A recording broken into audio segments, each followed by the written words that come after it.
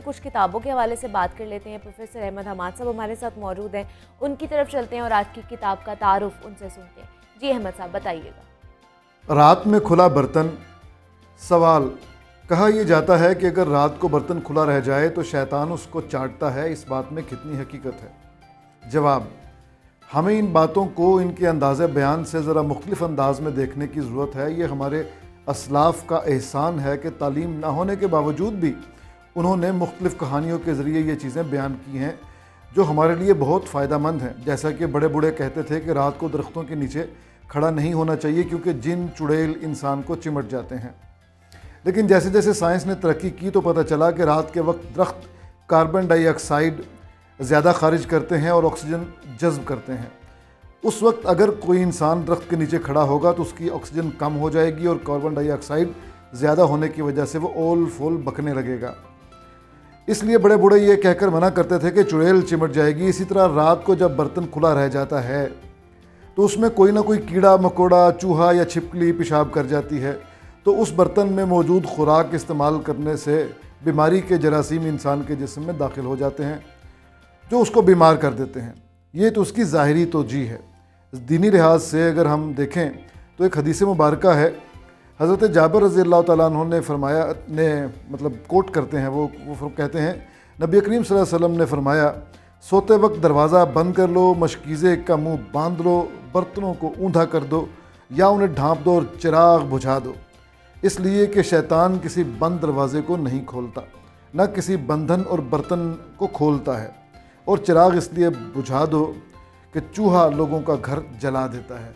ऐसी प्रैक्टिकल बातें, बाबसीरत बातें, दानिशमंद बातें ये हमें हज़रत सरफराज अहमद शाह साहब ने बताई, और ये किताब है 40 इल्मी नशिस्तें।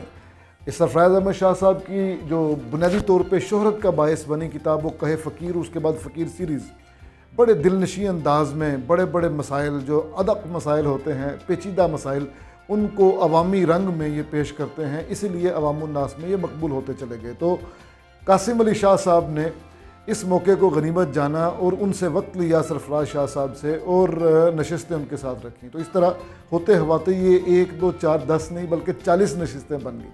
हर नशिस्त कई तरह के सवालात में मबनी है। तो इस तरह हमारी प्रैक्टिकल लाइफ में जितने भी हमारे जहन में सवालात आते हैं जो हमें अमली ज़िंदगी में बड़ा फ़ायदा देते हैं, वो जो जिस दानिश का हमें फ़ायदा होता है, वो इन सवालात के नतीजे में हमारे सामने सफ़ाए किरतास पे बिखरती चली जाती है। तो ये शाह साहब का कमाल है कि वो बड़े मुख्तसर और जामे अंदाज में अवामुन्नास के लिए बड़ी बसीरत की राहें खोलते चले जाते हैं।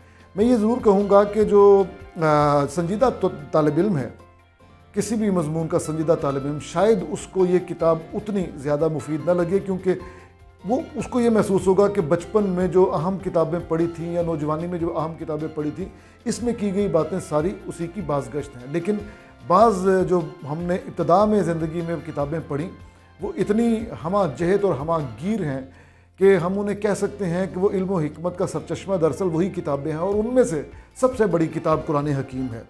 कुरान हकीम इल्म व हिकमत का सरचश्मा है, और रसूलुल्लाह सल्लल्लाहु अलैहि वसल्लम पर यह जब नाजिल हुई तो नबी करीम सल्लल्लाहु अलैहि वसल्लम के फ़राइज़ में से एक फ़रीज़ा ये भी था कि वह यतलू आयात को तिलावत करना, फिर वो युज़क्कीहिम तज़किया करना लोगों का जिनके सामने वो तिलावत करें, और उसके बाद उनको इल्म पहुँचाना, वह युअल्लिमुहुमुल किताब वल हिकमा, किताब की तालीम देना और फिर हिकमत की तालीम देना।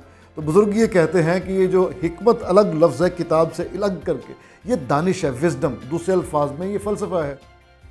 और जनाब प्रोफेसर अहमद हमाद साहब हमारे साथ मौजूद थे, और आज की किताब 40 इल्मी नशिस्तें, उन्होंने उसका तारुफ हमारे साथ करवाया है। तो आप भी ज़रूर पढ़िएगा और फिर हमें इसका फ़ीडबैक ज़रूर दीजिएगा।